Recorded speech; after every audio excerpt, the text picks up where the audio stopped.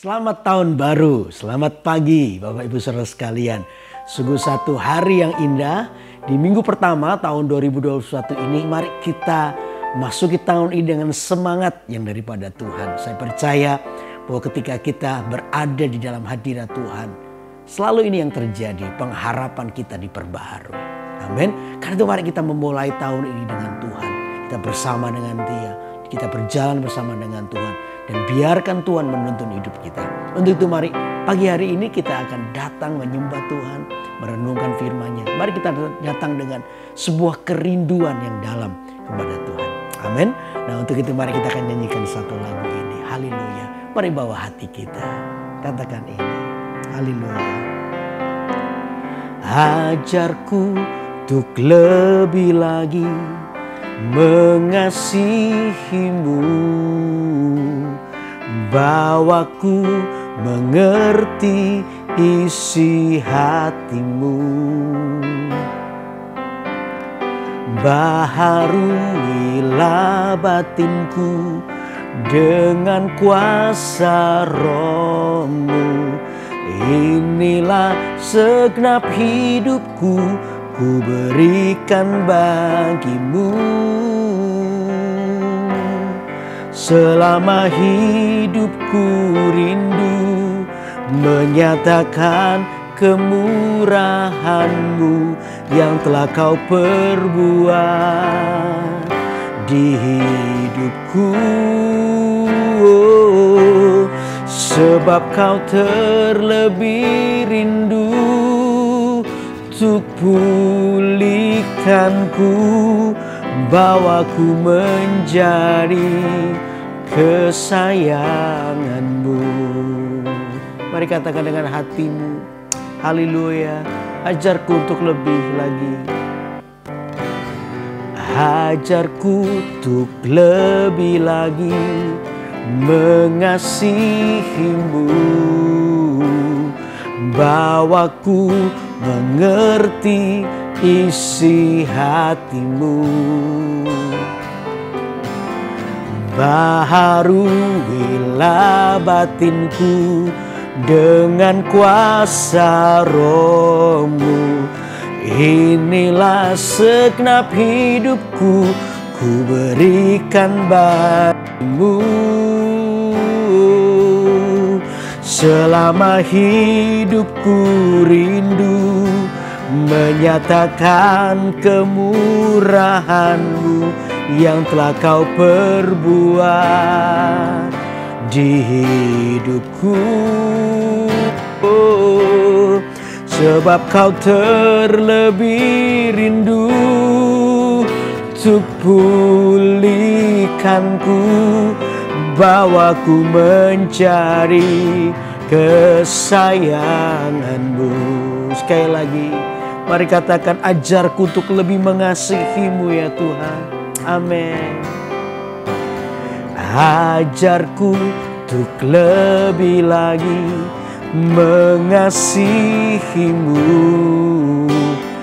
bawaku mengerti isi hatimu, baharuilah batinku dengan kuasa Roh-Mu. Inilah segenap hidupku, ku berikan bagimu. Selama hidupku rindu menyatakan kemurahan-Mu yang telah Kau perbuat di hidupku. Sebab Kau terlebih rindu untuk pulihkanku, bawaku menjadi kesayangan-Mu. Selama hidupku rindu menyatakan kemurahan-Mu yang telah Kau perbuat di hidupku. Sebab Kau terlebih rindu untuk pulihkanku, bawaku menjadi kesayanganmu. Mari kita angkat tangan, kita katakan, selama hidupku rindu menyatakan kemurahan-Mu yang telah Kau perbuat di hidupku. Oh, sebab Kau terlebih rindu untuk pulihkanku, bawaku menjadi kesayangan. Sekali lagi angkat tanganmu, katakan, selama hidupku rindu menyatakan kemurahan-Mu yang telah Kau perbuat di hidupku. Sebab Kau terlebih rindu untuk pulihkanku, bawaku menjadi kesayangan-Mu. Sebab Kau terlebih rindu, sebab Kau terlebih rindu untuk pulihkanku, bawaku menjadi kesayangan-Mu. Sebab Kau terlebih rindu, sebab Kau terlebih rindu untuk pulihkanku, bawaku menjadi kesayangan-Mu. Mari kita sembah, mari kita sembah Tuhan.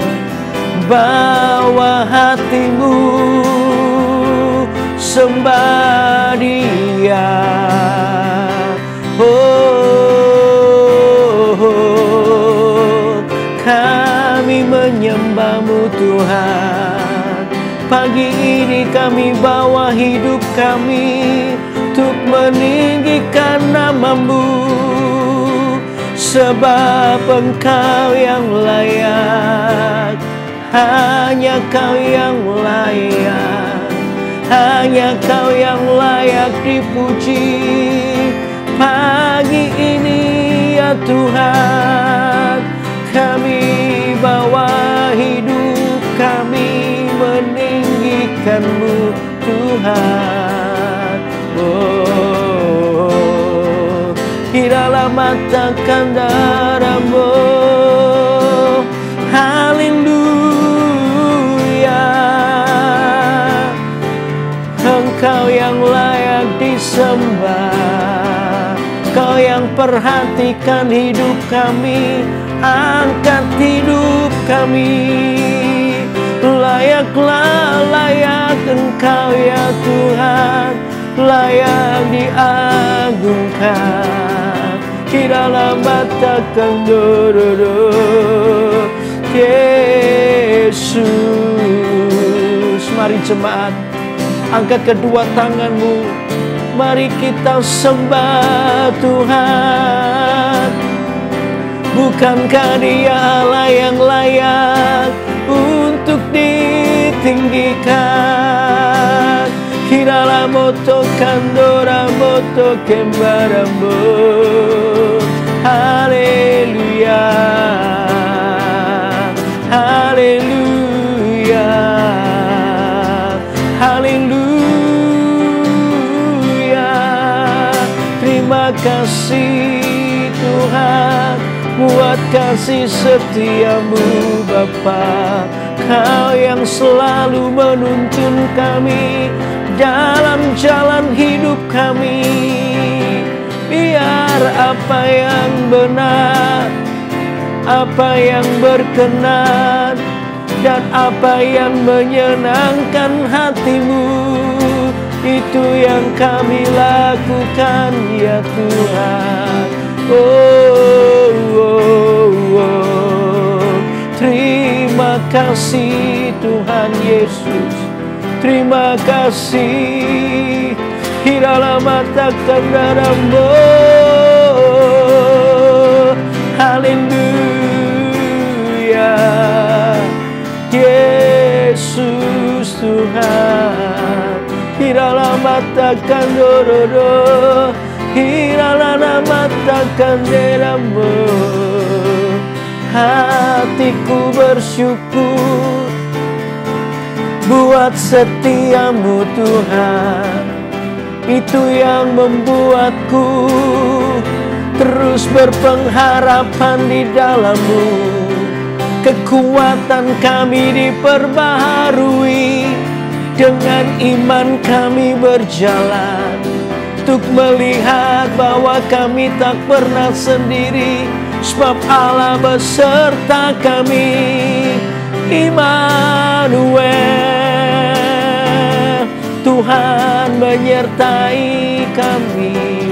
Oh, haleluya, thank you Lord. Terima kasih Tuhan, terima kasih. Haleluya, haleluya. Oh, oh, oh. Mari pagi hari ini kita bersyukur kepada Tuhan. Lihatlah kesetiaan Tuhan sampai hari ini. Memasuki tahun 2021 ini.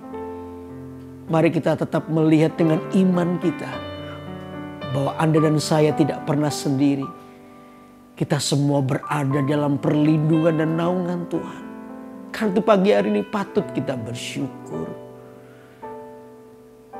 Dan layaklah kita menyembah Tuhan Yesus pagi ini. Sebab hanya Dia yang layak. Terima kasih Tuhan. Mari angkat tanganmu. Katakan ini. Yesus, Engkau yang layak kami agungkan.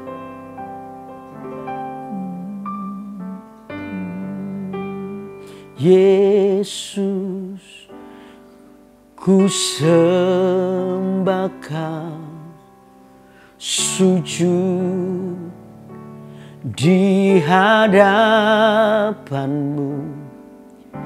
Keinginan dalam hidupku hanya untuk menyembah-Mu. Katakan ini. Yesus, ku sembah Kau, sujud di hadapan-Mu. Keinginan dalam hidupku hanya untuk menyembah-Mu. Mari katakan. Yesus, ku sembah Kau, sujud di hadapan-Mu. Keinginan dalam hidupku hanya untuk menyembah-Mu. Sekali lagi katakan. Yesus, ku sembah Kau, sujud di hadapan-Mu, di hadapan-Mu. Keinginan dalam hidupku hanya untuk menyembah-Mu. Keinginan dalam hidupku, keinginan dalam hidupku hanya untuk menyembah-Mu. Keinginan dalam hidupku hanya untuk menyembahmu.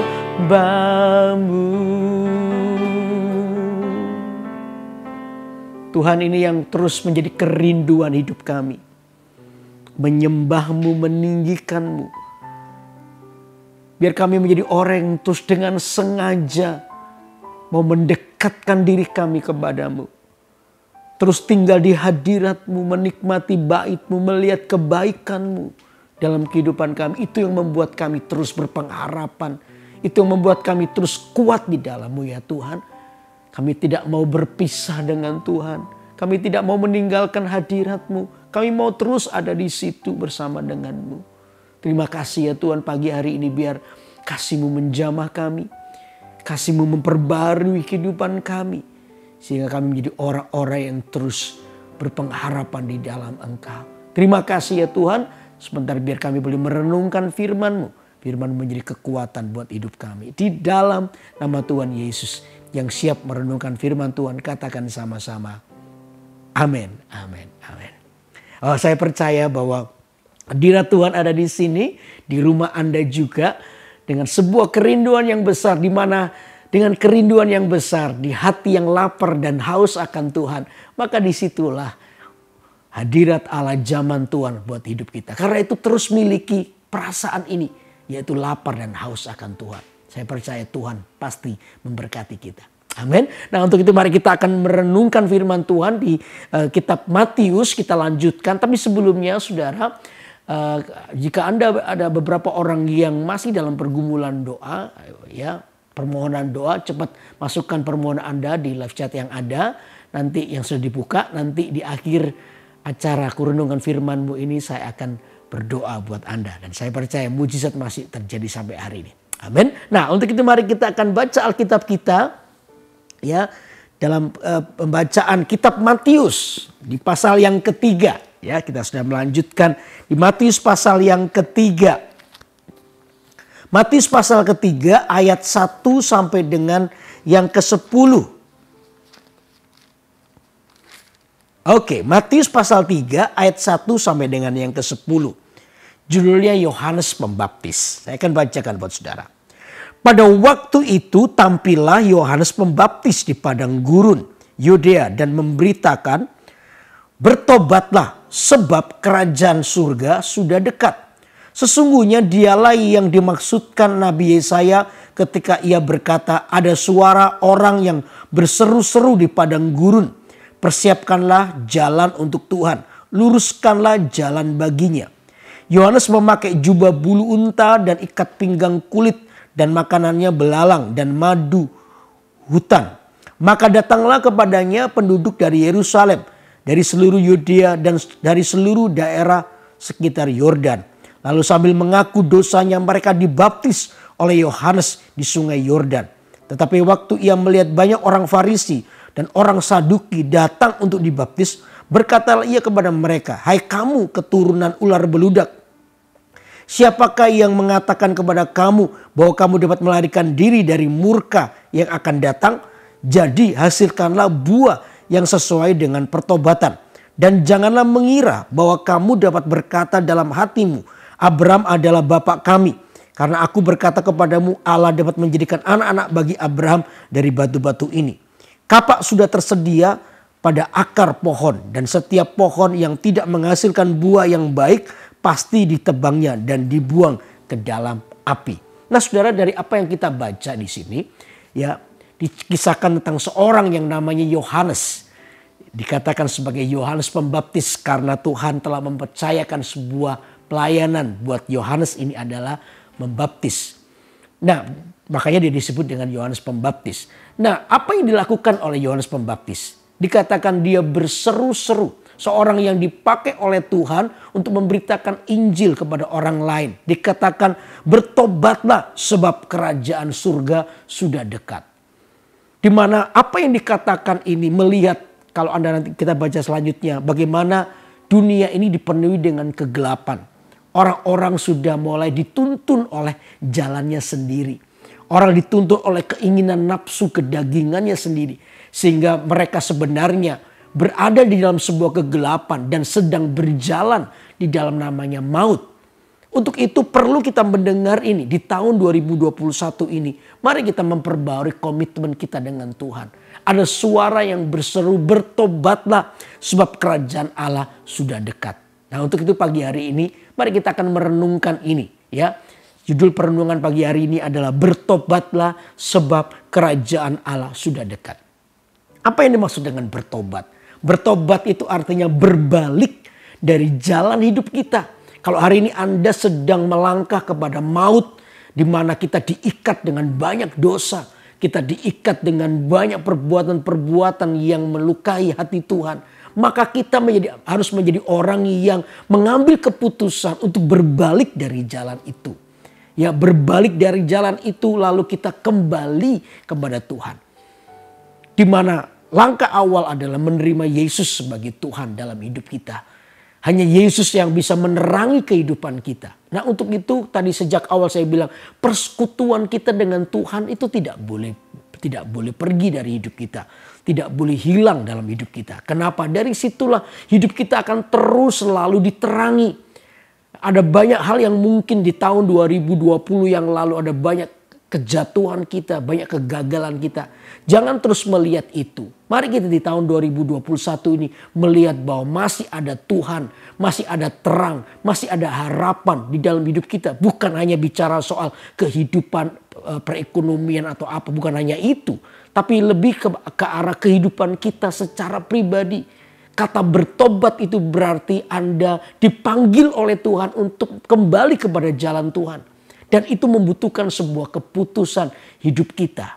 Nah, untuk itu pagi hari ini apa yang harus kita lakukan? Kalau kita belajar dari ayat-ayat yang kita baca, apa yang harus kita lakukan? Ada 3 hal. Ya. Yang pertama coba ayat yang ke-6 kita baca. Dikatakan begini, lalu sambil mengaku dosanya mereka dibaptis oleh Yohanes di sungai Yordan. Keputusan yang pertama ketika Yohanes berseru bertobatlah sebab kerajaan surga sudah dekat.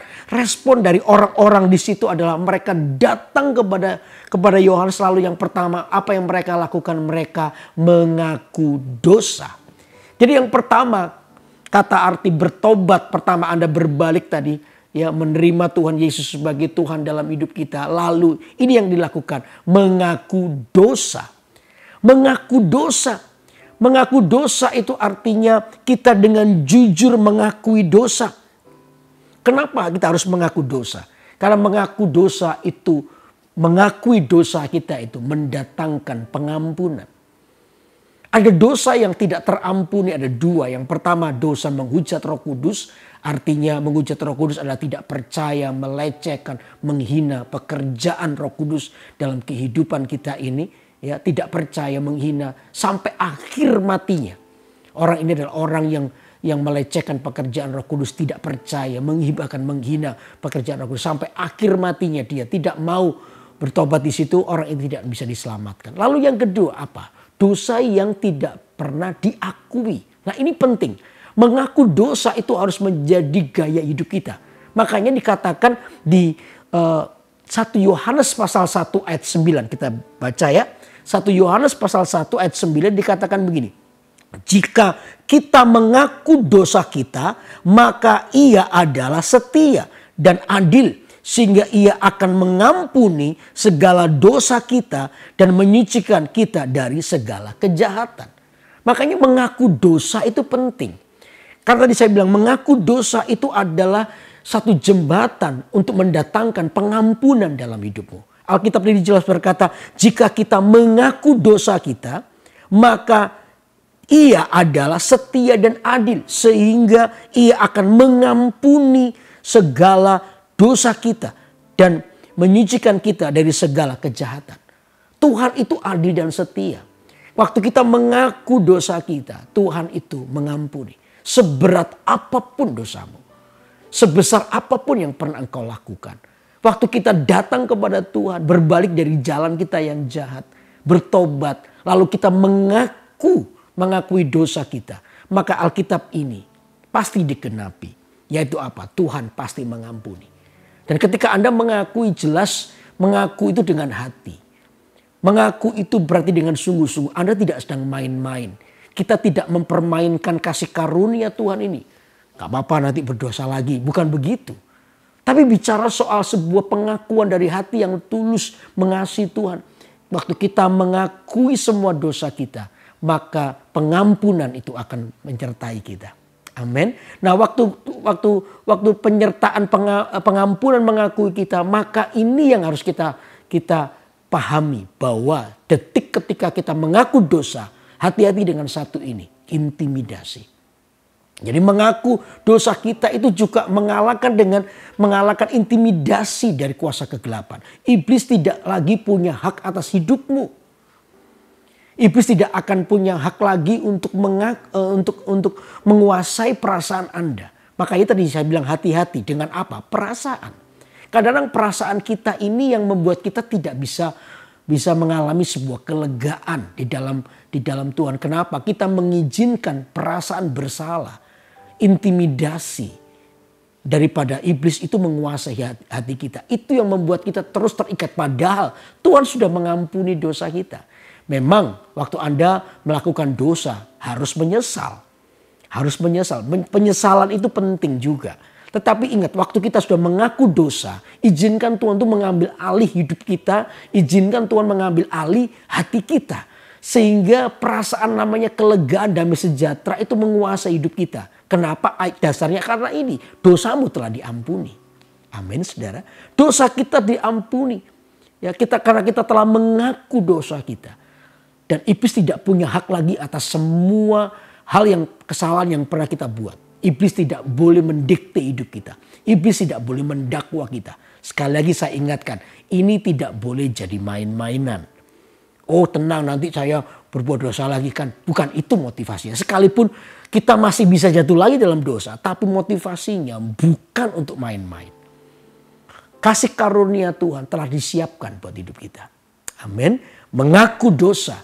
Tadi saya bilang yang pertama adalah jembatan pengampunan Tuhan datang buat hidup kita. Yang kedua adalah Anda tidak lagi masuk dalam intimidasi daripada kuasa kegelapan. Kuasa kegelapan tidak lagi punya hak atas kehidupan Anda. Lalu yang ketiga apa? Ya, kita tidak lagi menghambakan diri kepada dosa itu. Kita adalah orang yang telah berpindah daripada gelap kepada terang. Tuhan memperbarui hidup kita. Mengaku dosa itu kita membalikkan diri kita dari hamba dosa menjadi anak-anak Tuhan. Dan disitulah kita bisa melihat kasih karunia Allah yang besar. Amin. Nah, mengaku dosa kepada siapa? Yang pertama kepada Tuhan. Ada datang kepada Tuhan. Jangan dengan ketakutan. Tapi datanglah dengan kerendahan hatimu. Sebab kita percaya darah Kristus telah dicurahkan bagi kita. Itu yang melayakkan kita ada di hadirat Tuhan. Amin. Datanglah dengan kerendahan hatimu. Datanglah ya dengan hati yang merendah di hadapan Tuhan. Mohon ampun dengan Tuhan. Mendekati Tuhan. Saya percaya Tuhan tidak pernah menolakmu. Tuhan tidak pernah membuangmu. Perasaan kita saja yang membuat kita ini merasa terbuang. Perasaan kita saja yang merasa kita ini tidak terampuni. No. Tuhan mengampuni. Amin. Tuhan mengampuni kita. Jadi karena itu datang mengaku kepada Tuhan. Lalu yang kedua, saudara, kalau Anda mau dibimbing untuk Anda bertumbuh secara rohani, datanglah kepada hamba Tuhan, seorang pendeta atau gembala Anda, ya, yang Anda percaya, untuk Anda mengaku dosa supaya Anda didoakan. Lalu setelah itu Anda dibimbing, dikembalakan, dituntun dengan kebenaran firman Allah, sehingga hidup Anda juga mengalami pertumbuhan. Nah, ini penting buat hidup kita. Hidup dalam sebuah penggembalaan di mana hidup kita ini dituntun, ya diarahkan supaya hidup kita ini mengalami perubahan dan kemenangan. Dan saya percaya disitulah letak pertumbuhan rohani kita. Amin. Jadi pertama langkah pertobatan adalah mengaku dosa kita. Oke, lalu yang kedua apa? Lalu yang kedua dikatakan begini, ya, ayat yang ke-6 juga. Ayat ke-6 dikatakan, lalu sambil mengaku dosanya mereka dibaptis oleh Yohanes di sungai Yordan. Yang kedua adalah mereka memberi diri dibaptis. Saya tidak bicara soal tata cara. Baptis dari kata baptiso, ditenggelamkan. Ditenggelamkan artinya kalau dalam bahasa Alkitab itu dikubur. Dikubur. dikuburkan bersama dengan kematian Kristus, itu artinya baptis. Di mana tubuh dosa lama kita itu dikubur bersama dengan kematian Kristus. Lalu setelah itu kita dibangkitkan bersama dengan kebangkitan Kristus. Di mana di Roma pasal yang kita baca Alkitab kita ya. Di Roma pasal yang ke-6 ayat yang ke-3 sampai dengan 8. Saya akan bacakan. Roma pasal 6 ayat 3 sampai dengan 8. Dikatakan ini. Atau tidak tahukah kamu bahwa kita semua yang telah dibaptis dalam Kristus telah dibaptis dalam kematiannya?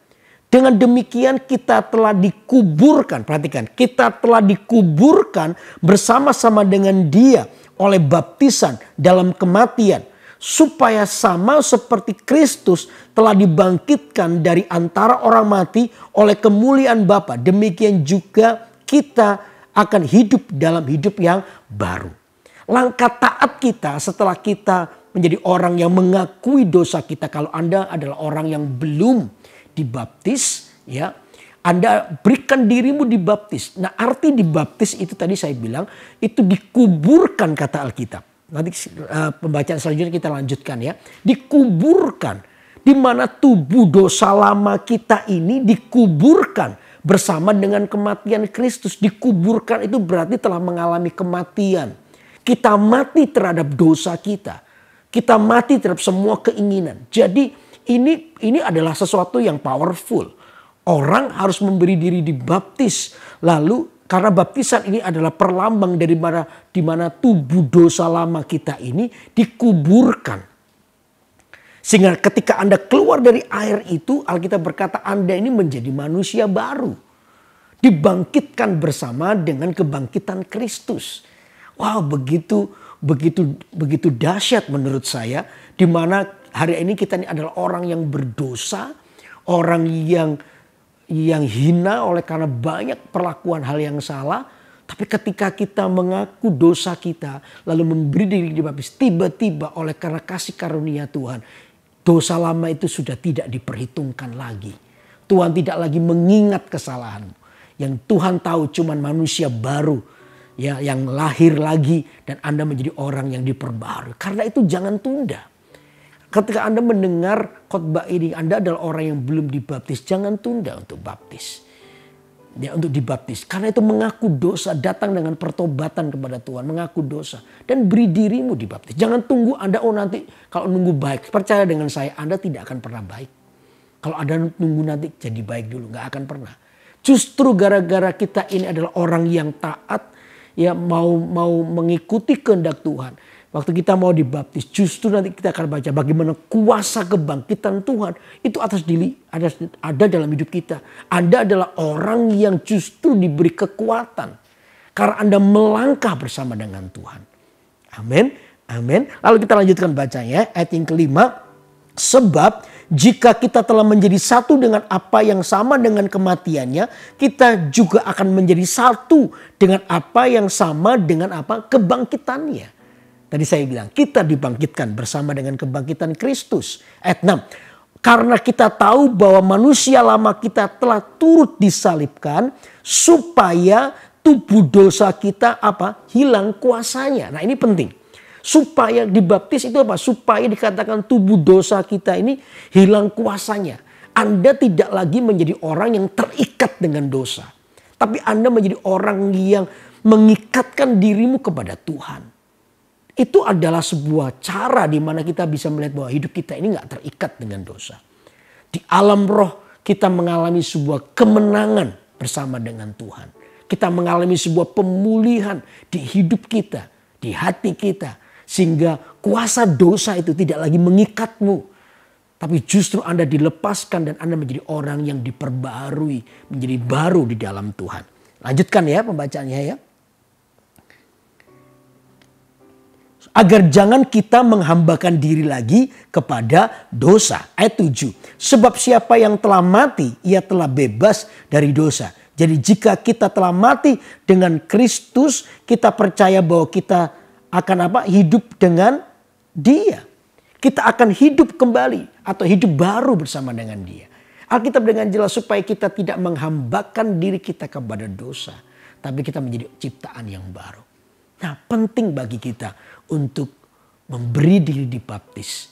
Ya. Baptis itu bukan sakramen gereja biasa. Tapi saya percaya ini adalah dilakukan adalah sebagai perlambang, pertama adalah ketaatan kita kepada Tuhan. Perlambang bagaimana Anda adalah orang yang mau mati bagi dosamu dan mau hidup bagi kerajaan Allah. Inilah bentuk pertobatan, kita berbalik supaya hidup Anda diperbarui oleh Tuhan. Amin. Orang-orang pada zaman itu mereka adalah orang-orang yang pertama mengaku dosa. Lalu yang kedua adalah mereka memberi diri untuk dibaptis. Mereka mengalami sebuah perjumpaan dengan Tuhan secara pribadi. Dan saya percaya ketika orang itu mengalami baptisan, hidup mereka mengalami perubahan. Oh, malaikat surga itu bersuka cita. Malaikat surga itu bersorak-sorai karena ada satu orang memberi dirinya untuk diperdamaikan dengan Tuhan. Bukankah itu tujuan Natal yang baru saja kita peringati? Bukankah itu tujuan kehadiran Tuhan di bumi ini?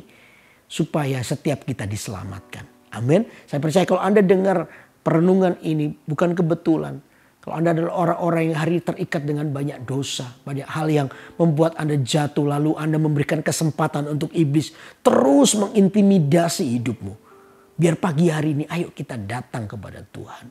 Aku mau berbalik. Tahun 2021 ini aku mau memulai bersama dengan Tuhan. Tuhan dengan satu keputusan. Apa itu? Pertobatan. Ya, pertobatan dalam kehidupan kita terus mengalami sebuah peningkatan. Kalau Anda sudah pernah dibaptis, lalu Anda adalah orang yang sudah di dalam Tuhan. Tapi ada beberapa ikatan-ikatan dosa yang waktu-waktu yang lalu terus mengikat Anda. Hari ini juga mari kita datang kepada Tuhan. Ayo kita mengaku dosa kita. Mari kita izinkan Tuhan menjamah hati kita. Supaya kita ini diperbarui oleh Tuhan. Sebab apa yang menghalangi doa kita? Kata Alkitab, dosa kita. Kegelapan itu bukan Allah, bukan Tuhan tidak mau mendengar doa kita. Tapi ada sebuah penghalang, apa itu? Dosa kita. Itu yang menghalangi doa kita. Sehingga doa kita ini kayak berhenti di satu titik. Karena apa? Dosa itu yang menghalangi. Karena itu ayo kita mengaku dosa di hadapan Tuhan. Saya percaya Tuhan mengampuni. Amin. Amin. Oke, lalu yang ketiga apa? Jadi yang pertama adalah mengaku dosa. Lalu yang kedua memberi diri dibaptis. Lalu yang ketiga adalah coba ayat yang ke-8. Dikatakan begini. Jadi hasilkanlah buah yang sesuai dengan apa? Pertobatan. Jadi hasilkanlah buah yang sesuai dengan pertobatan. Jadi yang ketiga nama bertobat. Arti bertobat itu yang ketiga adalah menghasilkan buah daripada pertobatan itu sendiri. Jadi Alkitab mengingatkan, jadi hasilkanlah buah yang sesuai dengan pertobatan. Waktu itu Yohanes berbicara keras kepada orang-orang Farisi dan orang-orang Saduki. Kenapa saudara? Orang Farisi dan orang Saduki ini dikenal sebagai orang fasik. Apa sih arti fasik? Anda pasti tahu. Beberapa kali saya sering kali bilang. Fasik itu artinya tahu kebenaran tapi tidak menghidupinya. Tidak mau hidup dalam kebenaran. Tahu kebenaran tapi menolak untuk hidup dalam kebenaran. Itu fasik. Makanya Yohanes ketika melihat orang Farisi dan Saduki. Yohanes lalu berkata dengan keras. Dia dikatakan itu. Tapi waktu ia melihat banyak orang Farisi dan orang Saduki datang untuk dibaptis. Berkatalah ia kepada mereka. Hai kamu keturunan ular beludak. Wah ini keras banget saudara. Ya. Dikatakan ini, berkatalah ia kepada mereka, hai kamu keturunan ular beludak, siapakah yang mengatakan kepada kamu bahwa kamu dapat melarikan diri dari murka Allah yang akan datang? Ya. Bukan bicara soal keturunan, oh saya pasti selamat lah ya karena papa mama saya Kristen. Tapi Anda tidak mau pernah bertobat, tidak pernah keluar dari dosa yang mengikatmu. Oh saudara, itu bukan jaminan. Kekristenan itu bukan keturunan. Tapi kekristenan itu bicara soal pengalaman secara pribadi Anda dengan Tuhan. Untuk itu tiap orang itu harus mengerjakan kelas keselamatannya masing-masing. Tidak bisa berdampak satu dengan yang lain. Artinya bentuk keselamatan. Anda adalah orang yang secara pribadi harus mengaku Yesus Kristus Tuhan. Anda adalah seorang pribadi yang mengaku dosa. Anda adalah seorang pribadi yang memberi diri dibaptis. Anda adalah seorang pribadi yang menghasilkan buah. Itu yang Alkitab katakan. Karena itu tiap orang bertanggung jawab dalam hal ini ya. setiap orang itu bertanggung jawab untuk keselamatannya sendiri. Tidak peduli siapapun Anda, anak pendeta sekalipun. Kalau orang ini adalah orang yang jauh dari Tuhan, terikat dengan dosa, lalu dia menghabiskan hidupnya dengan banyak dosa, orang ini juga tidak akan diselamatkan. Karena itu jelas dengan keras dan tegas Yohanes berkata kepada orang Farisi dan Saduki, hasilkanlah buah. Terus ya, dikatakan ayat 9, dan janganlah mengira bahwa kamu dapat berkata dalam hatimu, Abraham adalah bapak kami. Karena aku berkata kepadamu, Allah dapat menjadikan anak-anak bagi Abraham dari batu-batu ini. Oh, jangan bangga dengan keturunan Abraham kalau hidup kita ini tidak pernah bertobat. Jadi pertobatan itu adalah pengalaman pribadi. Amin. Ya, kita bersyukur kalau kita ini mungkin keluar papa mama kita atau keluarga kita adalah orang yang takut akan Tuhan. Anda bersyukur. Tetapi keselamatan tetap itu ada di dalam pilihan Anda. Amin.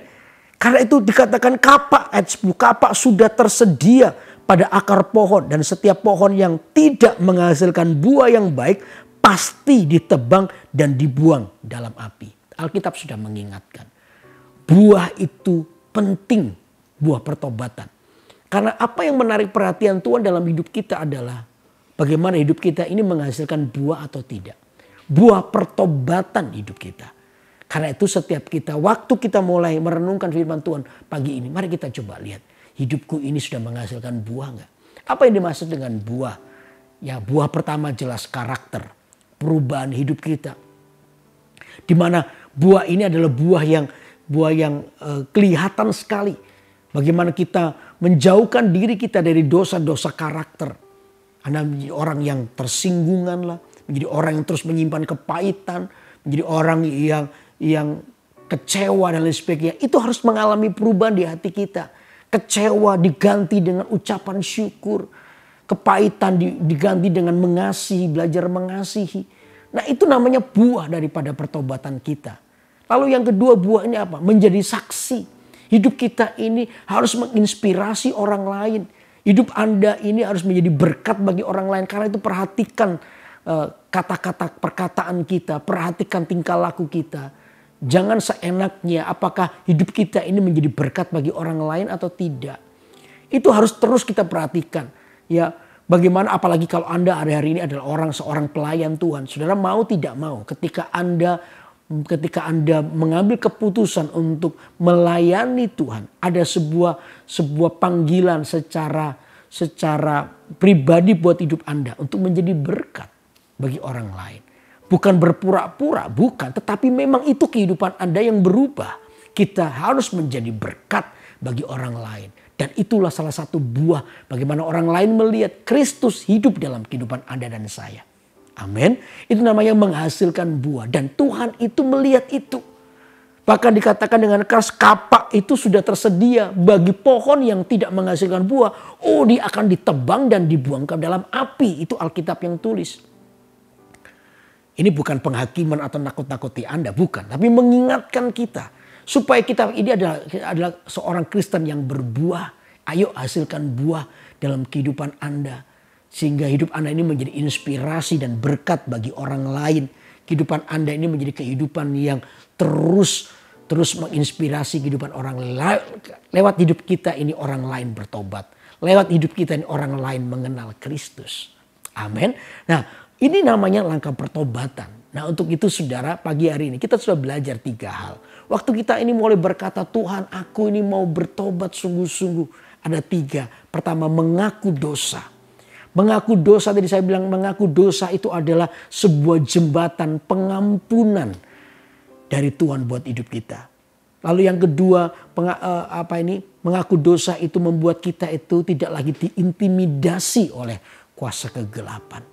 Tidak lagi diintimidasi oleh kuasa kegelapan. Lalu yang ketiga, kita tidak menghambakan diri kepada dosa itu. Tapi kita menjadi hamba Tuhan. Amin. Mengaku dosa itu mengubah status hidup kita. Dari orang yang menghambakan diri kepada setan berubah menjadi anak-anak Tuhan. Amin. Lalu yang kedua, memberi diri dibaptis. Itu artinya hidup kita ini manusia lama kita dikubur manusia dosa kita ini dikubur bersama dengan kematian Kristus. Ya, kita ini dikubur mengalami kematian lalu kita dibangkitkan sesuai dengan kebangkitan Kristus menjadi manusia baru di dalam Tuhan, menjadi baru. Ya, lalu yang kedua supaya kuasa dosa di dalam kehidupan kita itu hilang kuasanya. Artinya Anda tidak lagi terikat dengan dosa, tapi Anda menjadi anak-anak Tuhan. Anda adalah orang yang telah dilepaskan oleh Tuhan. Amin. Lalu yang ketiga, hasilkan buah. Kita menghasilkan buah pertobatan hidup kita.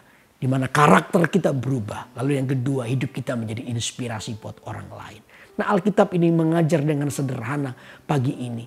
Itu namanya bertobat.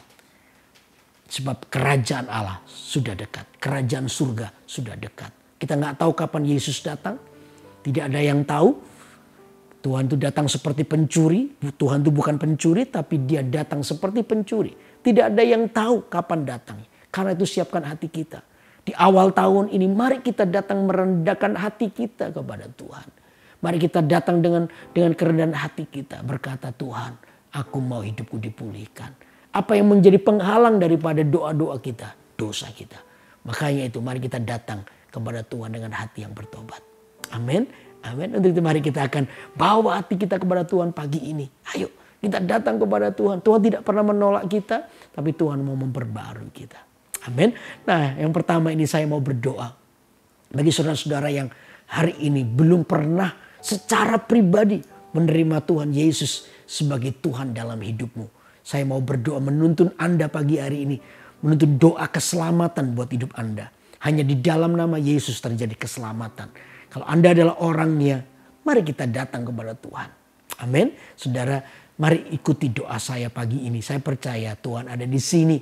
Oh, malaikat surga akan bersuka cita karena ada satu orang mau memperdamaikan dirinya kepada Tuhan. Dan itu membuat Tuhan bersuka cita.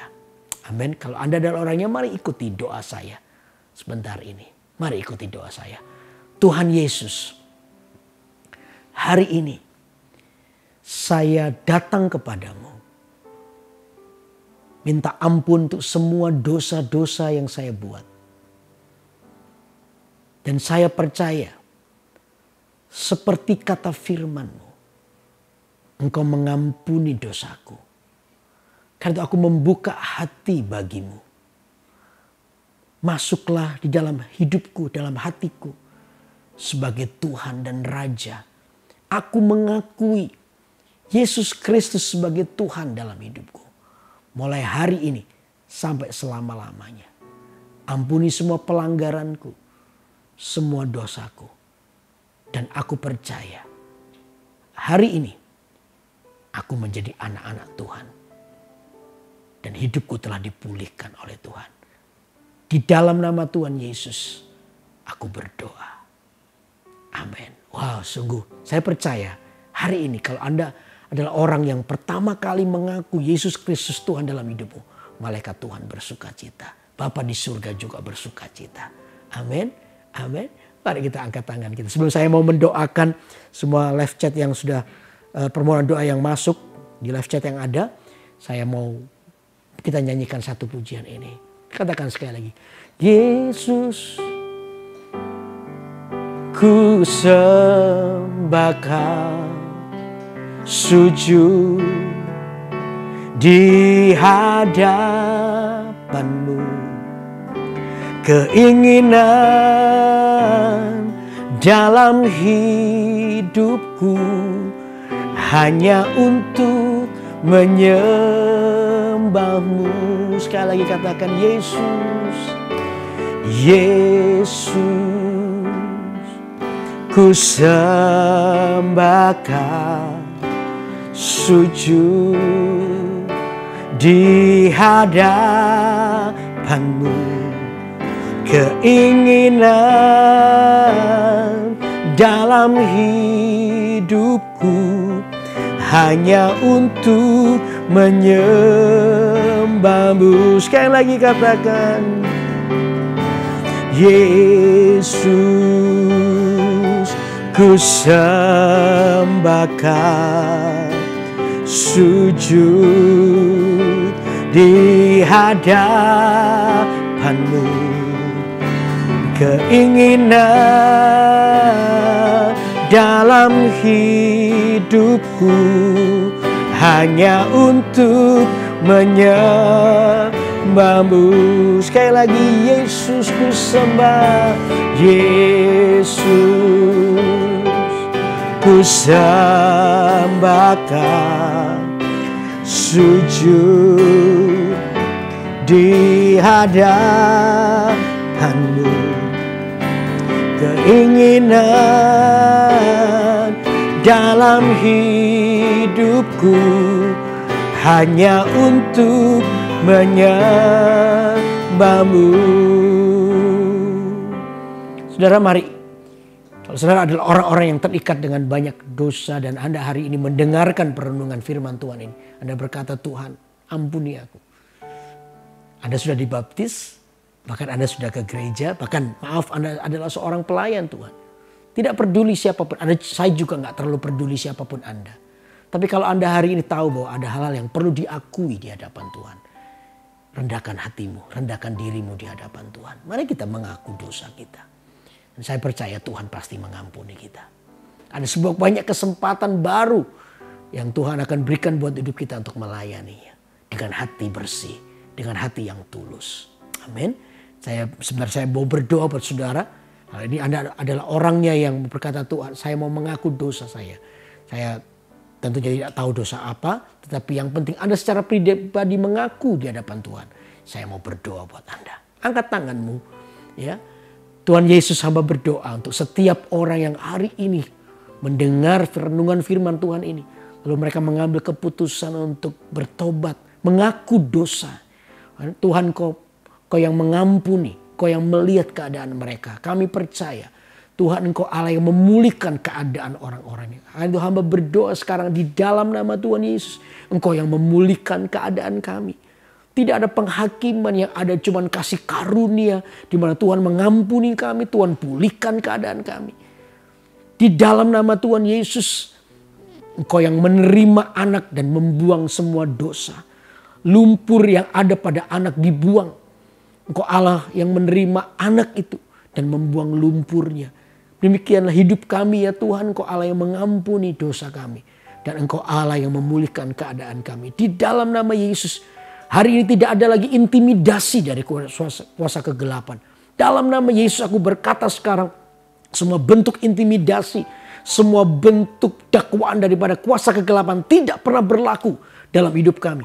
Di dalam nama Yesus yang ada cuma kelegaan, damai sejahtera, sukacita atas kehidupan anak-anak Tuhan. Sekarang pagi ini aku berdoa di dalam nama Tuhan Yesus. Lepaslah damai sejahtera itu mengalir di hati kami pagi ini. Terima kasih ya Tuhan.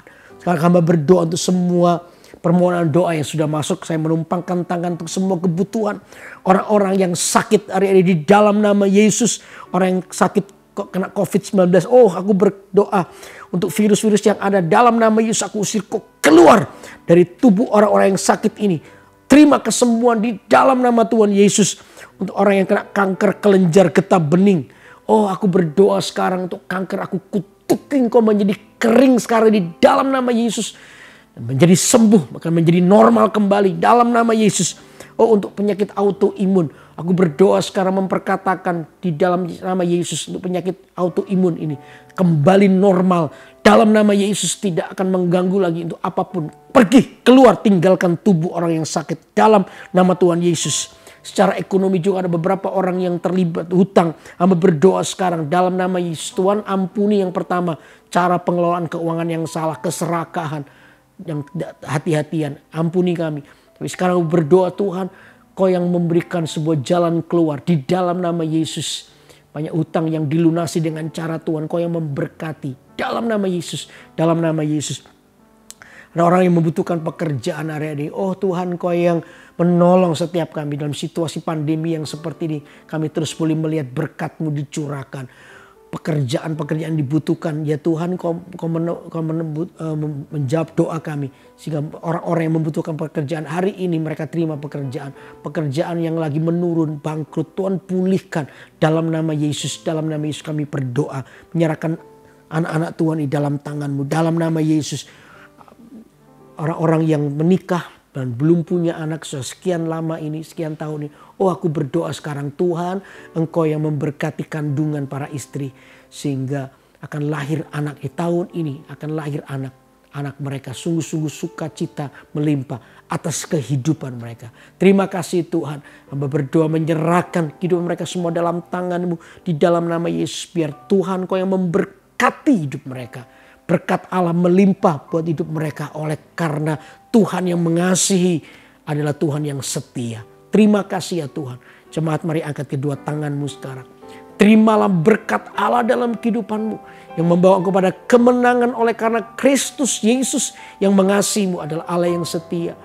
Di dalam semua pergumulan doa-Mu, Tuhan tidak pernah meninggalkan-Mu. Dia Allah yang setia yang terus menjagai-Mu sampai akhir hidupmu. Karena itu terima berkat Tuhan pagi ini. Di dalam nama Tuhan Yesus Kristus. Hamba sudah berdoa. Haleluya. Amin. Amin. Amin. Sungguh senang terus untuk menyampaikan firman Tuhan. Kita sedang belajar tentang kitab Matius. Ya, nanti saya akan membahas per perikop. Nah, ini cukup panjang juga. Saya berdoa supaya Anda tetap setia. Ya, ikuti acara Kurenungkan Firman Tuhan tiap hari Selasa, Rabu, dan Kamis. Jam 6 pagi di IG Live Yudi Kusmanto dan IG Live GMS Surabaya Barat. Saya percaya Tuhan pasti memberkati kita. Dan ketika kita membaca Alkitab, merenungkannya, ada banyak berkat, nilai-nilai kebenaran yang akan membuat kita bertumbuh. Tetap semangat memasuki tahun baru ini. Sekali lagi, selamat tahun baru. Tuhan memberkati. Bye-bye.